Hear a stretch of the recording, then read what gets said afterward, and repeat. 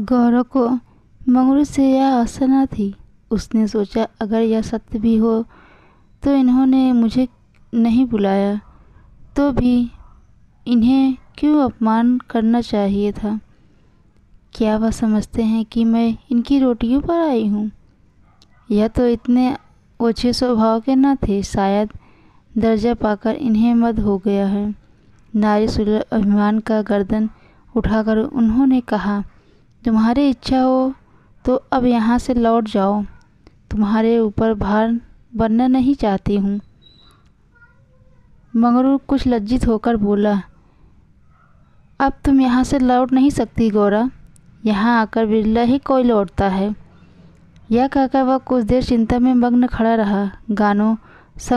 मानो संकट में पड़ा हुआ कि क्या वह करना चाहिए।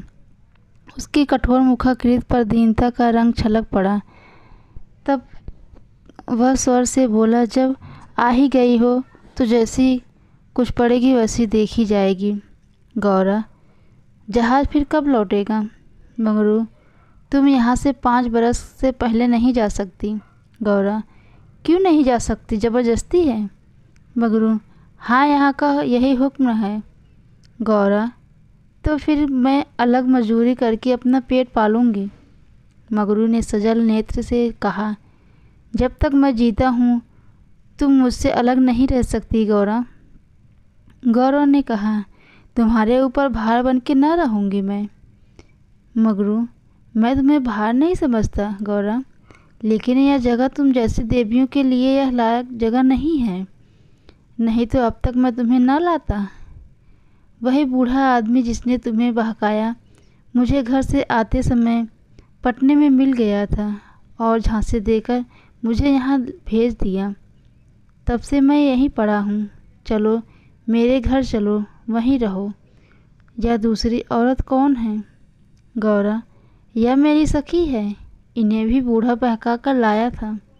मंगरू, यह तो किसी कोठी में जाएगी। इन सब आदमियों की बाट होगी जिससे हिस्से में जितने आदमी आएंगे उतने एक कोठी में भेजे जाएंगे।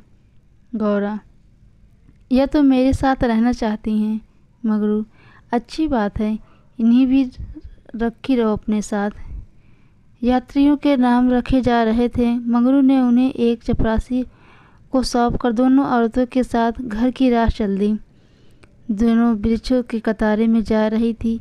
जहाँ तक निगाह जाती रू रू वहाँ दिखाई देती।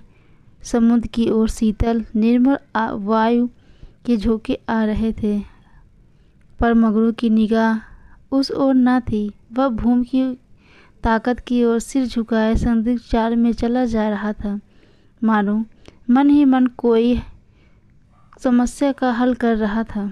थोड़े ही दूर गए थे कि सामने से 2 आदमी आते हुए दिखाई दिए। समीप आकर बोले और रुक गए। एक ने हंसकर कहा, मंगरू, इनमें से एक हमारी है। और दूसरा बोला, और दूसरा मेरी है। मंगरू ने चेहरा तिलमिला उठाकर बोला, भीषण क्रोध से कांपता हुआ, यह दोनों मेरे घर की औरतें हैं, समझे? इन दोनों ने जोर से कहा मारकर, यह मेरी, चाहे तुम्हारे घर की हो या बाहर की हो। बचा, हमें चकमा देते हो? मंगरू, कासिम, इसे मत छेड़ो, नहीं तो अच्छा ना होगा। मैंने कह दिया मेरे घर की औरतें हैं। मंगरू की आंखों से अग्नि की ज्वाला निकल रही थी। वह दानों के मुख से भाव देखकर वह सहम गए और समझ लेने की धमकी देकर आगे बढ़े, किंतु मंगरू के अधिकार क्षेत्र से बाहर पहुंचते ही एक न एक पीछे ललकार कर कहा, देखे कहाँ ले जाते हो? मंगरू ने उधर ध्यान नहीं दिया, जरा कदम बढ़ाकर चलने लगा। जैसे ही संध्या का एकांत में कब्रिस्तान के पास से रास्ते से गुजर रहे थे, हमें पग पग पर शंका होती थी कि कोई मिल न जाए, कोई आकर सामने खड़ा न हो जाए, कोई ज़मीन के नीचे से कफन ओढ़े उठ न जाए। गौरव ने कहा, ये दोनों बहुत सहोदे थे। मंगरू, और किस लिए कह रहा था मैं कि यह जगह तुम जैसे देवी स्त्रियों के लिए लायक जगह नहीं है। मगरू ने दोनों औरतों को अपने पीछे रखकर सामने खड़ा होकर बोला, साहब, ये दोनों हमारे घर की औरतें हैं। साहब, ओह, तुम झूठा आदमी, हमारे कोठी में कोई औरत नहीं है। तुम दोनों में से ले जाओ एक को। ऐसा नहीं हो सकता। वह गौरी को इशारा किया। इसको हमारी कोठी पर पहुंचा दो। मगरू ने सिर से पैर तक कांपते हुए कहा, ऐसा नहीं हो सकता। मगर साहब आगे बढ़ गया। उनके कानों तक यह आवाज़ नहीं गई। उसने जो हुक्म दे दिया और उनको तालीम करना जमादार का काम था। मगरू दिन भर द्वार पर बैठा रहा, मानो कोई किसान अपने मटर की खेत की रखवाली कर रहा है। कोठरी में दोनों स्त्री बैठी नसीबों को रो रही थी। इतनी देर ही दोनों की यह दशा देखकर वह बोला, और दोनों भूखी प्यासी बैठी थी। यहाँ का रंग देखकर भूख प्यास सब भाग गई। रात के 10 बज गए होंगे। एक सिपाही ने आकर मगरू से कहा, चलो, तुम्हें जंड साहब बुला रहे हैं। मगरू ने बैठे बैठे कहा, देखो नब्बी, तुम हमारे देश के आदमी हो, कोई मौका पड़े तो हमारी मदद करोगे ना? जाकर साहब से कह दो मगरू कहीं गया है, बहुत होगा जुर्माना कर देंगे। नब्बी, ना भैया, गुस्से में भरा बैठा है, वो पिए हुए है, कहीं 4 मार दिए कोड़े तो मेरी इतनी चमड़ी मजबूत नहीं है। मगरू, अच्छा तो जाकर कह दो नहीं आता। नब्बी, मुझे क्या, जाकर कह दूंगा, पर तुम्हारी खैरियत नहीं। वह बंगले पर चला गया। यही वही साहब थे जिनके आज मगरू की भेंट हुई थी। मगरू जानता था साहब के बिगाड़ करके वहाँ एक दिन भी निर्वाह नहीं हो सकता। जाकर साहब के सामने खड़ा हो गया। साहब ने दूर से ही डांट लगाया, वह औरत कहाँ है? तुमने उसे अपने घर क्यों रखा? मगरू, हुजूर, वह मेरी ब्याहता औरत है। साहब, अच्छा, वह दूसरा कौन है? मगरू, वह मेरी सगी बहन है हुजूर। साहब, हम नहीं जानता, तुमको लाना पड़ेगा, 2 में से कोई एक को लाओ। मगरू पैरों पर गिर पड़ा और रो रो कर अपनी सारी राम कहानी सुनाई, पर साहब जरा से भी न पसीजे। अंत में वह बोला, हुजूर, वह दूसरी औरत नहीं है, अगर यहाँ आ जाएगी तो वह प्राण दे देगी। साहब ने हंसकर कहा, ओहो, जान देना इतना आसान नहीं है। नबी,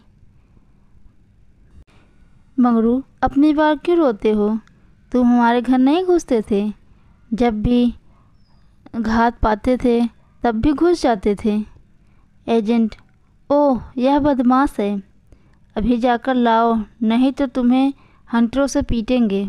मगरू, हुजूर, जितना चाहे पीटना है पीट लो, लेकिन हम अपने जीते जी नहीं लाएंगे। एजेंट, हम 101 कोड़े मारेंगे।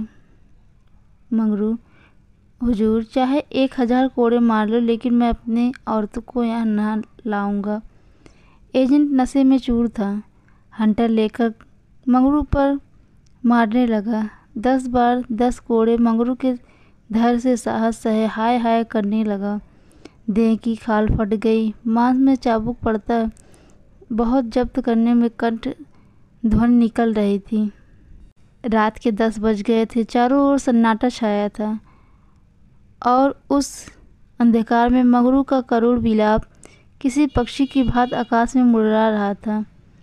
वृक्ष के समूह खड़े मौन मूर्ति बने हुए थे। ब्राह्मणी तो जमीन पर सो गई थी, पर गौरा बैठी वेट कर रही थी मगरू की। अभी तक वह उससे कोई बात ना कर सकी थी। 7 वर्षों की विपत्ति कथा कहने और सुनने के लिए बहुत समय की ज़रूरत थी, और रात के सिवा वह समय ही कहाँ मिलता। उसे ब्राह्मणी पर बहुत क्रोध आ रहा था कि वह क्यों मेरे गले पड़ गई। इसी के कारण तो वह घर में नहीं आ रहे हैं। अचानक वह किसी को रोने की आवाज़ सुनी। भगवान, इतनी रात में कौन दुख का मारा रो रहा है? अवश्य कोई मर गया होगा।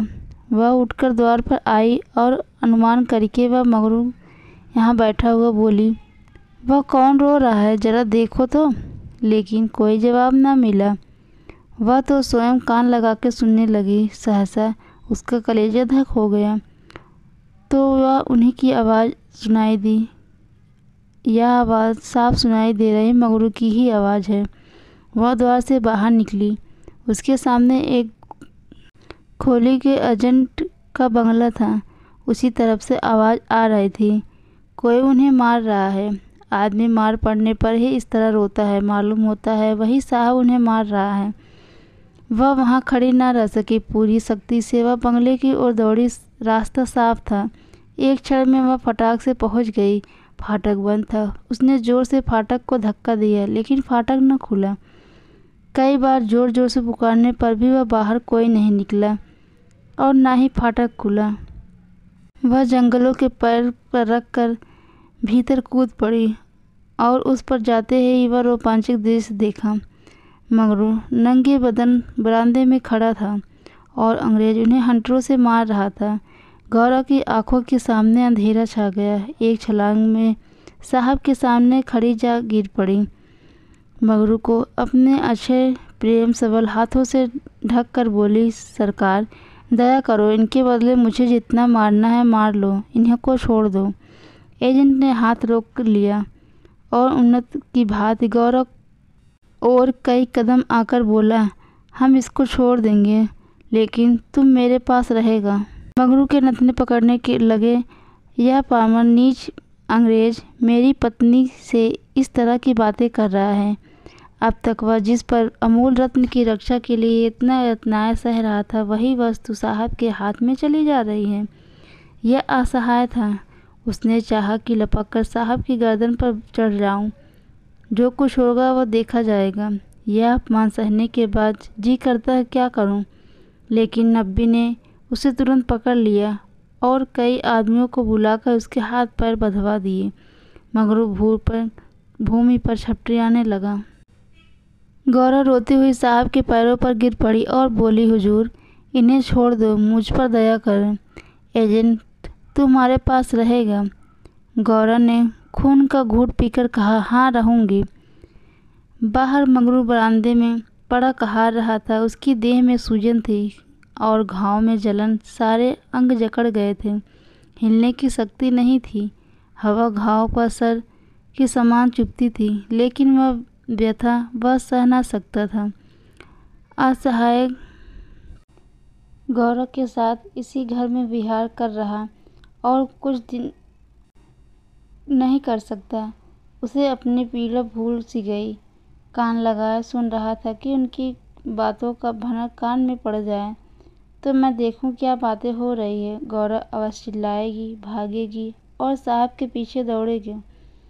अगर मुझसे उठा जाता तो उस वक्त मैं बचा देता, लेकिन बड़ी देर हो गई। न तो गौरव चिल्लाई, न बंगले से आवाज़ निकली, न तो गौरव भागी।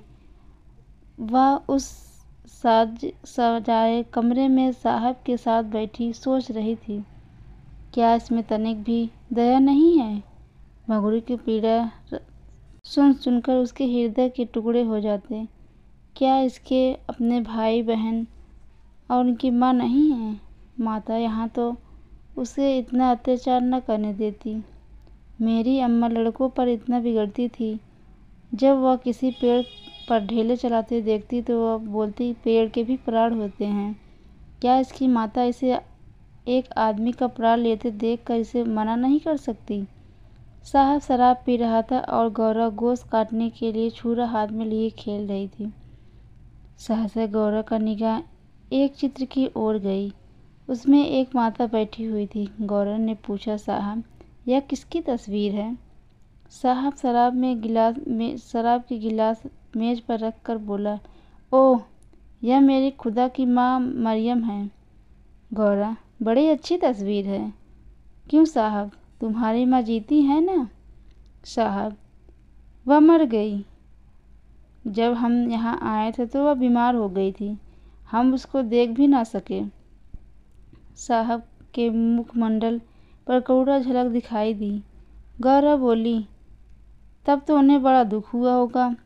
तुम्हें अपनी माता का प्यार नहीं मिला? वह रो रो कर मर गई, तुमने देखने भी नहीं गए? तुम्हें तभी तुम्हारा दिल कड़ा है। साहब, नहीं नहीं, हम अपनी माता को बहुत चाहता था। वही औरत दुनिया में ना होगी। हमारा बाप को हमको बहुत छोटा सा छोड़कर चला गया था। माता ने मुझे मजूरी करके पाला पोसा था। गौरा ने कहा, तब तो वह देवी थी। इतनी गरीबी और दुख सहकर तुम्हें दूसरे किस तरह से नहीं आता। दया की देवी तुम्हारी बेदर्दी दुख देखकर उनकी तस्वीरें कोई तुम्हारे पास नहीं है। ओ, हमारे पास उनकी कई फ़ोटो हैं। देखो, वही उनकी तस्वीर है जो दीवार पर लगी है। गौरव ने समीप जाकर तस्वीर देखी और करुण स्वर में बोली, सचमुच देवी थी। जान पड़ता है दया की देवी हैं। वह तुम्हें कभी मारती नहीं है। मैं तो जानती हूँ वह कभी किसी पर अत्याचार नहीं किया। गौरव ने तिरस्कार के स्वर में कहा, और उसी देवी के पुत्र हो तुम। इतने निर्दयी हो। क्या वह होती तो तुम्हें यह अत्याचार करने देती। तुम ऐसे देवी के पुत्र कैसे हो सकते हो। गौरव को यह बातें कहते हुए जरा से भी भय न था। उसने अपने मन की एक दृढ़ संकल्प को निकाल दिया। अब उसे किसी प्रकार का भय न था। जान से हाथ धो लेने का निश्चय कर लेने के बाद भय का छाया ही नहीं थी। किंतु वह हृदय शून्य अंग्रेज इन तिरस्कारों पर आग हो जाने के बदले नम्र हो जाता था। गौरा मानवीय भाव से जितनी अनभिज्ञ हो जाती उतना ही जानती थी कि वह जननी प्रत्येक हृदय में, चाहे वह साधु हो या कसाई हो, या आदर और प्रेम का एक कोना सुरक्षित रहता है। ऐसा भी कोई अपराध प्राणी है जिसे मात्र स्नेह की स्मृति छोड़कर वह उसके हृदय के कोमल भाव को जगह न देती हो। साहब की आंखें डगमगा गई। सिर उठाए बैठा हुआ गौरव ने फिर उसी ध्वन में कहा, तुमने उसकी सारी तपस्या धूल में मिला दी। जिस देवी ने मर मर कर तुम्हें पाला पोसा है, उसी को मरने के पीछे इतना कष्ट दे रहे हो। क्या इसलिए माता अपने पुत्र का रक्त पिलाकर दूध पिलाकर तुम्हें पाली थी। अगर वह बोल सकती तो क्या चुप बैठी रहती। तुम्हारे हाथ पकड़ सकती थी। न तो पकड़ती।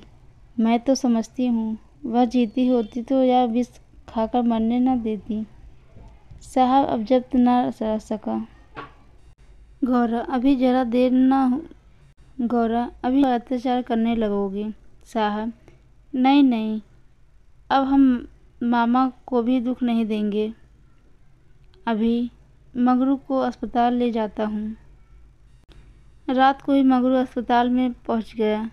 एजेंट खुद उनको पहुँचाने आया। गौरा भी उसके साथ आई। मगरू को ज्वर आया था, बेहोश पड़ा था। मगरू के 3 दिन आंखें न खोली और गौरा 3 दिन तक कुछ भी खाया नहीं। उनके पास बैठी रही, एक क्षण के लिए वहाँ से हटी नहीं। एजेंट भी कई बार हालचाल पूछने आया और गौरा से क्षमा मांगा। चौथे दिन मंगरू ने आंखें खोली तो गौरा सामने बैठी थी। गौरा उसे आंखें खोलते देखकर पास आ खड़ी हुई और बोली, अब कैसे हैं जी।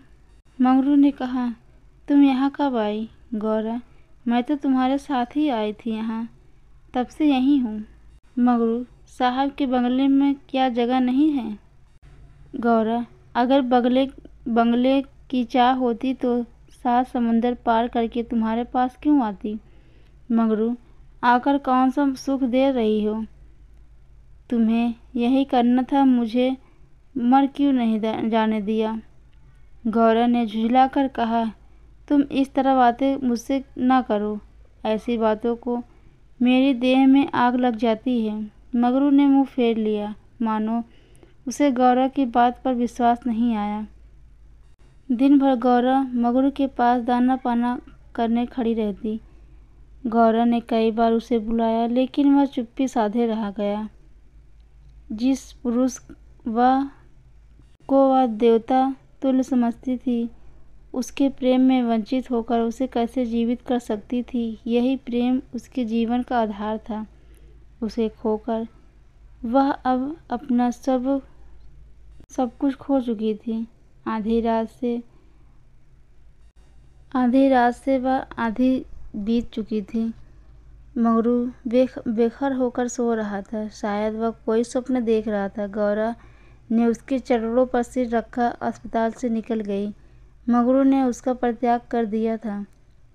वह भी उसका परित्याग करने जा रही थी। अस्पताल के पूर्व दिशा में एक छोटी सी नदी बहती थी। गौरा ने उस नदी पर जाकर खड़ी हो गई। अभी कई दिन पहले अपने गांव में आराम से पड़ी हुई थी।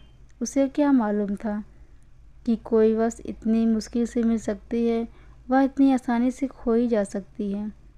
उसे अपनी माँ की याद आई, अपने घर की याद आई और अपनी सहेलियों और बकरियों बच्चों की याद आई। वह सब कुछ छोड़कर इसलिए यहाँ आई थी, अपने पति के लिए। उसे क्या पता था साहब उनके पति ऐसा कहेंगे। पति ने जो शब्द कहा था, क्या साहब के बंगले में जगह नहीं थी? यह बातें उनके हृदय में बाढ़ के समान चुभता था। यह सब मेरे कारण ही हो रहा है। मैं ना रहूँगी तो आराम से रहेंगे। सहसा उसे ब्राह्मणी की याद आई। उस दुखिया के दिन कैसे कटेंगे? चलकर साहब से कह दूंगी कि उसे या तो घर भेज देंगे या किसी पाठशाला में काम दिला देंगे। वह लौटना ही चाहती थी कि उसने किसी की पुकार सुनी। वह गौरा गौरा। वह मंगरू की करुण कंपित स्वर था। वह चुपचाप खड़ी हो गई। मंगरू ने फिर पुकारा, गौरा गौरा तुम कहाँ हो? मैं ईश्वर से कहता हूँ कि। गौरा ने कहा, कुछ सुना नहीं। वह धम से नदी में कूद पड़ी।